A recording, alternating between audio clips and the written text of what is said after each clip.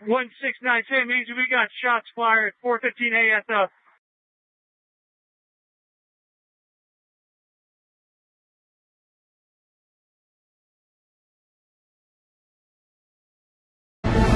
Tonight, the mystery of the missing 6 minutes on the 32nd floor of Mandalay Bay.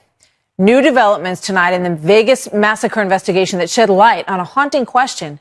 Could the shooter have been stopped? Trace Gallagher, live in our West Coast newsroom with these new developments. Hi, Trace.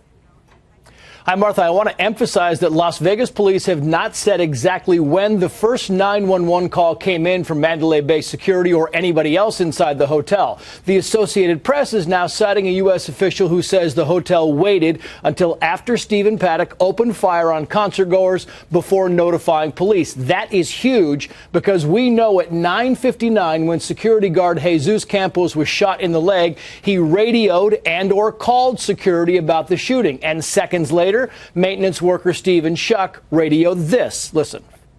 Wait. Call the police. Someone's firing a gun up here. Someone's firing a rifle on the 32nd floor down the hallway. Right. Call police. The concert shooting began at 10:05 p.m., meaning 6 minutes went by before police were notified that a gunman was holed up on the 32nd floor. But MGM, which owns Mandalay, is again disputing police, saying, quote, the 9:59 p.m. time was derived from a Mandalay Bay report manually created after the fact without the benefit of information we now have. We are now confident that this time stated in the report is not accurate. MGM believes Stephen Paddock began firing at concertgoers within 40 seconds after Jesus Campos reported that shots were fired, and that Vegas Metro police officers and Mandalay Bay security immediately responded to the 32nd floor.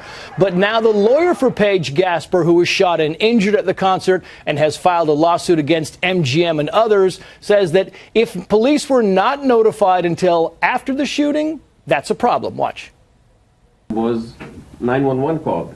And the whole chain of command seemed to have broken down here because for 6 minutes nothing happened, and then this criminal started shooting at these innocent people.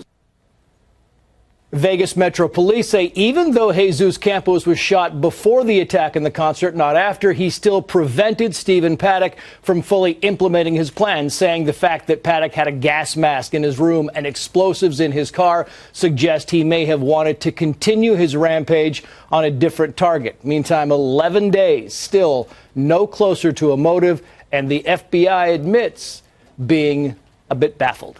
Martha. Trace, thank you so much. So here now with more, two people with years of experience in these types of investigations. Mark Furman, former LAPD detective and a Fox News contributor, and Terry Churchy, former Deputy Assistant Director of the FBI's Counterterrorism Division. Welcome, gentlemen. Good to have both of you with us tonight. Terry, let me start with you. When you hear that dispute over the time clock here, what goes through your mind? Well, I'm sure Mark would agree with this. When you're working in a command post, when you're working in the moment after something tragic like this has happened, all kinds of information is coming in. And like we saw in San Bernardino, one of the things going on while you're trying to literally take care of people who've been shot and hurt and are dying is you're also trying to get any lead that's out there that might help you get to the people who are responsible quicker. And we found in San Bernardino there was the question of the black van, and they traced the license plate, and within the hour, I think they were out there by the address for this van. My point is, there's a lot of information that comes in. You're the person in charge. You're trying to filter through all this. You've got people around you. And the information you get and the timeline that starts coming together early on certainly is not going to be static, and it's not going to be what you end up with a few days later. I don't know exactly why this discrepancy exists. I do know there's an attorney that's talking about this. So we're going to hear a lot of things in the next few days that, again, are going to make it difficult for people like us to really know what all the exact specific facts are. And I'm still confident that as all this comes together and gets sorted out, we wade through it, it will all make sense, and all of these questions will be answered. Yeah. Mark, we played it before. Call the police. This is from Mr. Schuck, the security guy, the security man who was up there. Someone's fired a gun on the 32nd floor down the hallway. I mean, it's a very specific call that went out. according to the records that we have so far, at 9:59.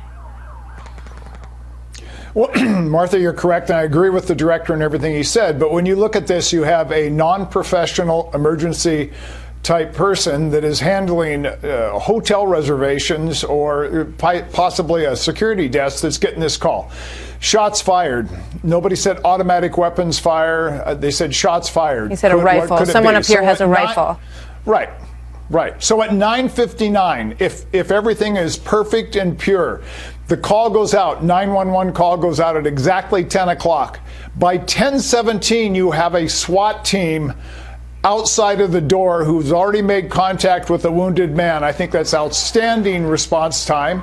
And before that, we have 6 officers that came up the stairway, at least partially. They were on the 31st floor, and they heard the automatic weapons fire, which was firing on the crowd. It stopped. They advanced and waited for the SWAT team. They did everything right.